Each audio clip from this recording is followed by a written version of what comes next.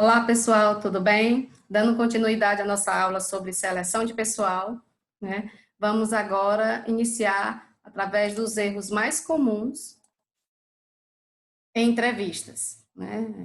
Nós falamos na última aula sobre como deve ser a conduta de entrevista do selecionador, e aí vamos perceber agora como identificar o que mais acontece quando o selecionador vai fazer essa seleção dos candidatos, o que não deve ser feito, né, o que não deve acontecer. Né? Então, aqui a gente tem alguns itens importantes. Primeiro, não permita interrupções, porque muitas vezes você está ali no auge da seleção, o candidato está concentrado respondendo dentro daquilo que é proposto e de repente alguém entra, atrapalha, lhe chama, precisa de você em algum setor, e isso não pode acontecer, né? Outra coisa, não fale demais. Quem tem que falar é o candidato. É importante você ser bem objetivo e prático, né? Não direcione as perguntas de modo que fique óbvia a resposta que você deseja. Porque às vezes a gente quer que o candidato nos dê a resposta que a gente quer, e às vezes a gente direciona essa pergunta para que o candidato concorde conosco. E isso aí é um erro gravíssimo, porque você compromete a seleção daquele candidato, né? Ou de outros que talvez fossem melhores e que você não fez a mesma atitude, certo? Outro, não evite perguntas difíceis só para proteger o candidato. Não aceite generalidades, procure por fatos precisos, né? Você fizer uma pergunta e a pessoa responder de forma superficial, geral, insista, né, em fatos precisos, mais específicos. Não faça julgamentos morais, né? É necessário que você tenha as suas concepções, você tenha as suas crenças, a sua cultura, né? Mas é importante que você entenda que o outro, ele pode ter a dele, né? Então, os julgamentos morais, nesse momento, ele não cabe, tá? Não permita que o candidato assuma o controle da entrevista, porque tem muita gente que tem um poder de persuasão e são bem eloquentes, na forma de se expressar também, sabem como se colocar e trazer você para ele, então você tem que observar isso. E quem está entrevistando é você, e não o candidato que está fazendo a sua própria entrevista dele, né? Não estimule expectativas do candidato fazendo promessas que não poderão ser cumpridas, né? Seja bem claro, objetivo, que aquele cargo ele está lá, mas que tem outras pessoas que também estão concorrendo, né? Então não adianta, mesmo que você tenha gostado muito do candidato, não deixe isso transparecer. Não permita que o candidato exerça pressão sobre suas decisões. Não seja impaciente, não faça perguntas traiçoeiras, que podem minar sua credibilidade, e não tire conclusões apressadas, para você não comprometer a sua postura como selecionador naquele momento, certo? E aí a gente tem outra forma de selecionar, né? A gente viu no vídeo anterior, nós vimos o teste prático, o teste escrito, né? A avaliação psicológica, e agora a gente tem aqui a dinâmica de grupo, né? E como ser utilizada, né? Ela deve ser utilizada após uma triagem inicial, né? Houve uma seleção de currículo, houve uma seleção de uma entrevista com perguntas dirigidas ou não dirigidas, ou mistas, e aí, depois disso, você vai fazer uma dinâmica de grupo. Recomenda-se que o número de candidatos não exceda 8, né? No máximo 8, porque para poder o acompanhamento ser melhor, né? O primeiro passo é a apresentação dos participantes, seguida de uma fase de aquecimento, então todo mundo se apresenta para que a pessoa que vai estar observando a dinâmica, porque talvez você seja o selecionador e talvez uma segunda pessoa vai estar lá para observar, porque às vezes a gente não tem a visão do todo na hora que a gente está ali atuando como selecionador, né? A dinâmica, propriamente dita, vai ser feita, escolhida de acordo com o que se deseja avaliar. E aqui é um modelo, né, de ficha de avaliação para registro de dados sobre a participação dos candidatos. Aqui, nesse lugar onde tem participantes, você coloca o nome dos candidatos, e aí, se são 8, os 8, a vaga a qual eles estão concorrendo, quem é o coordenador, que no caso é o selecionador, que está ali naquele momento, e quem vai ser o observador, no caso alguém que seja da área, que possa ter as condições para fazer a análise e observar a dinâmica em si, a data, e aí o que é que vai ser avaliado, né? E aí você tem aqui os fatores de liderança, criatividade e tomada de decisão. E aí vai depender de cada dinâmica, qual dinâmica está sendo feita, como você vai preencher cada espaço desse, certo? Lembre-se, a entrevista ela pode ser individual, ela pode ser coletiva, né? Uma pessoa, um selecionador e a pessoa, o selecionador e várias pessoas, e ela pode ser individual com vários entrevistadores, uma pessoa sendo entrevistada e vários gestores ou outras pessoas da empresa, né? Quais são os tipos de entrevista que nós temos? Nós temos 3 formatos: dirigida, não dirigida e mista. Quais são os tipos de perguntas dentro do formato da dirigida? Uma lista pré-determinada de perguntas. Já existe aquelas perguntas que já são pré-determinadas para aquele cargo. Quais são os tipos de perguntas não dirigidas? Poucas perguntas planejadas, elas acabam sendo formuladas durante a entrevista. De acordo com você vai conversando, você vai vendo a necessidade de perguntar X ou perguntar Y para aquele candidato. E a mista é a combinação de perguntas dirigidas com as não dirigidas. Você vai fazendo a dirigida e você percebe que o candidato ele tem a opção de cabe uma pergunta que está fora ali do contexto e aí você vai aplicando para ele esse tipo de pergunta, né? E aí nós temos as etapas da entrevista, né? Que a abertura é o quebra-gelo e também você vai explicar os objetivos, o que é que aquela pessoa está fazendo ali, qual é o objetivo daquela entrevista, certo? E aí nós temos no desenvolvimento a área escolar, né? Do candidato, né? Você saber o horário de aula, se ele estuda, se ele não estuda mais, são as expectativas de continuidade, se ele não estuda mais, se ele vai voltar a estudar, ou se ele está estudando e o horário de aula dele é no horário de trabalho, se ele vai continuar, a questão da valorização, da educação, né, do desenvolvimento, isso é importante, as empresas querem muito que as pessoas estejam sempre se atualizando, né?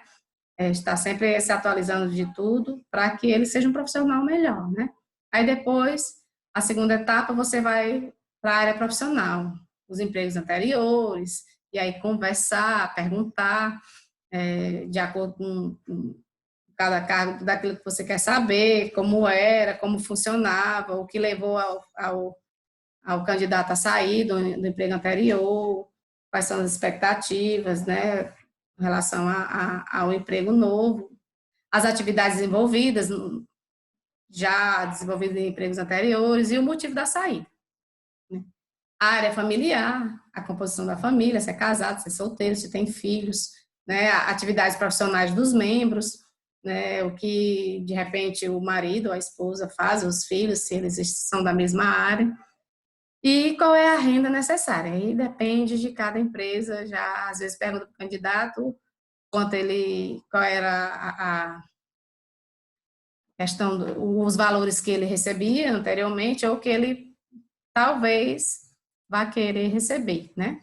A questão da área social, que é a questão de se ele faz participação na comunidade, atividades de lazer, né? Tudo isso são fatores que você pode abordar na entrevista.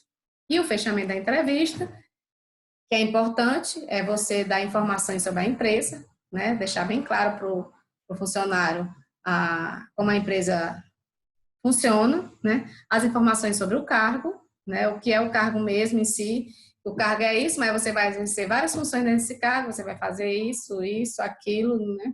Tudo que ele vai ter que desenvolver dentro daquele cargo.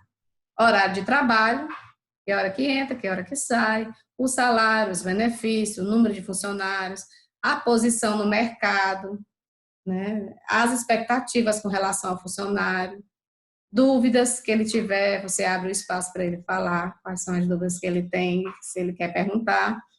E fala sobre as etapas do processo seletivo. Se vai ter mais algum, se finaliza ali, ou tudo bem, né? E aí é importante a gente saber, quando se fala em seleção, para que serve a seleção. Distinguir na nossa percepção quais são os elementos ou aspectos da pessoa e quais são os nossos aspectos, né? Então, dentro da seleção, é importante você distinguir na sua percepção quais são os elementos, os aspectos da pessoa, como ela é e como são os nossos, né? É aquela história de você ser neutro, né? Não se deixar influenciar pela sua cultura, o seu jeito de ser e achar que o outro precisa ser igual a você. É importante você ter essa neutralidade, tá? E se você conseguir fazer isso, o que é que vai acontecer? Vai possibilitar o quê? Possibilita mudar, corrigir, confirmar percepções e julgamentos a respeito dos outros. Na hora que você entende que a sua percepção sobre os seus aspectos é diferente do candidato, você vai estar aberto a compreender que você pode mudar a concepção, mudar o julgamento a respeito do outro. Aquela história da primeira impressão, e aí você pode corrigir nesse momento da seleção, ou confirmar que realmente aquela primeira impressão que você teve era real sobre a pessoa, né? É claro que a gente sabe que às vezes é sempre muito subjetivo, a questão das percepções e julgamentos a respeito dos outros, né? E aí, coloquei aqui um texto sobre o estilo, o nome do texto é O Estilo Revela o Profissional, né? Que saiu na revista Exame, né, alguns anos atrás, 2006, né, já 14 anos atrás, mas que é bem interessante e não deixa de ser atual, né? E aí eu vou ler aqui para vocês o texto para a gente compreender e vou falando, né? O Jeffrey Schwartz, que ele era nessa época, não sei hoje, presidente da Timberland, né? Fabricante de calçados. Ele adotou um método, na época inusitado, em suas entrevistas de recrutamento. O que é que ele fazia? Na noite anterior ao encontro, ele instrui o candidato a se trajar com seu visual preferido. E o recado que ele dava é: vista-se apaixonadamente. Ele acredita que assim pode conhecer mais da personalidade do profissional. Certa vez, um rapaz apareceu vestido com um terno azul marinho que havia usado em seu casamento, né, disse Schwartz. Adorei aquilo, né? Então, na concepção dele, ele, quando viu o rapaz vestido apaixonadamente com um terno, com aquilo, com o terno do casamento dele, eu não sei quanto tempo esse rapaz estava casado, ele percebeu que ele era uma pessoa que poderia ser ideal, que era apaixonado pelo que ele fazia. No caso, não tinha se arrependido do casamento, né? No caso de cargos de alto escalão, os candidatos são submetidos a um dia de serviços comunitários. Então, imagina, né? Isso tira as pessoas de sua zona de conforto e revela quem elas de fato são. Então, se você vai ser um gestor e você acha que determinado serviço não é para você, você não é o operacional ou o braçal ali, ele era bem inusitado na hora de fazer seus recrutamentos de seleção. Então, imagina ele passar o dia servindo as pessoas, né? Para ele compreender como é ser servido depois, eu acredito isso. Então, tirar as pessoas da zona de conforto é realmente algo que mostra quem elas são, né? A Timberland integra o restrito grupo de 20 companhias, isso integrava na época, né? Porque sempre esteve presente na lista das melhores empresas para trabalhar da revista Fortune, né? E aí a gente percebe, né? Outro fator importante é o que se perde por contratar errado. Então, é importante na hora da seleção você realmente ser bem criterioso. Porque se você contratar errado, o que é que vai acontecer? Baixa a moral da equipe, perde dinheiro, o custo com o treinamento, a perda de imagem, então a própria empresa ela perde a imagem dela, fica mal vista porque não selecionou direito, a equipe que está trabalhando lá trabalha super bem e alguém foi contratado, poxa, a gente está aqui tanto tempo trabalhando e de repente entra essa pessoa e não tá dentro do padrão daquilo que realmente a empresa precisaria, né? E o que se fazer, que infelizmente às vezes muitas empresas não fazem, a questão da pós-contratação, né? Então, depois que contratar aquele candidato, é importante, primeiro, cumprir as promessas. Segundo, dar condições de trabalho. Terceiro, oferecer treinamento. Mas muitas vezes o treinamento oferecido é feito de forma errada, né? E às vezes por falta de opção, às vezes não. Se colocar alguém, ou qual é o treinamento? Eu preciso colocar alguém que entenda daquela área e que esteja satisfeito em fazer aquele trabalho. Porque às vezes se coloca alguém que foi demitido, e chamaram alguém para a vaga dele e ele foi demitido e ele está insatisfeito com a demissão, ou ele está insatisfeito com a empresa, ele pediu demissão e não quer mais estar ali, está só cumprindo o aviso prévio, e ele vai fazer um treinamento, talvez, dependendo da pessoa, de forma não séria, né? Oferecer supervisão, alguém que acompanhe, e a motivação, né? Motivar sempre é importante. Outro fator que as pessoas sempre confundem, os funcionários, quando começam a trabalhar em determinadas empresas, principalmente quando é algo novo, a questão da socialização organizacional. O que é a socialização organizacional? A socialização organizacional é quando a organização adapta as pessoas às suas conveniências, né? Os funcionários, eles se adaptam à conveniência, ao modelo, a como funciona a organização. Isso é o chamado socialização organizacional. E porque muitos caem no erro de entrar numa empresa e querer trabalhar em cima da personalização, ou seja, as pessoas adaptam a organização às suas conveniências, né? E às vezes não dá certo. Existem empresas que têm essa flexibilidade. O meu horário de trabalho é de 8 às 18, mas para aquela pessoa que eu estou contratando, no momento em que, do contrato, ela me disse que ela não poderia entrar de 8 às 18, e aí ela tem um motivo justo e ela só pode entrar a partir das 9. E existe a flexibilidade da empresa de poder deixá-la entrar às 9 e sair às 19. Então, a personalização, ela deve ser feita em comum acordo com a empresa. Mas muitas pessoas querem que a empresa compreenda e que a empresa se encaixe na sua forma de viver. E isso aí é o que às vezes dá esse conflito, que a gente pode chamar, né, na hora que há esse acordo entre a socialização organizacional e a personalização, um contrato psicológico, né? É o contrato psicológico entre a empresa e o funcionário novo, né? Como fazer essa socialização organizacional? Fazer com que você, o novo funcionário, né, se você for você possa se adaptar às conveniências da empresa. Planejamento do processo seletivo. Na hora de fazer o processo seletivo, você planejar e deixar claro que só vai ficar se for dentro dessas restrições, os horários, a forma de trabalhar é assim, mas se você disser, não, existe uma flexibilidade, que você cumpra, né? Questão do papel do gerente dentro dessa socialização, os grupos de trabalho, como funcionam, e os programas de integração, né? Tudo isso deve ser bem claro, explicado para aquele candidato que vai entrar para a vaga. E os principais itens de um programa de socialização, né? O que deve ser feito. Os assuntos organizacionais. É importante deixar claro, né? Que a missão e os objetivos, as políticas e diretrizes da empresa, a estrutura da organização, produtos e serviços, regras e procedimentos internos, né? Procedimentos de segurança no trabalho e arranjo físico físicos e instalações da empresa. Então, você tem que mostrar tudo isso, como é que funciona, né, os programas dentro da empresa, os assuntos organizacionais. Os benefícios oferecidos, tem que deixar claro o horário de trabalho, descanso, refeições, dias de pagamento e adiantamento, programas de benefícios sociais, apresentação aos superiores e aos colegas, né?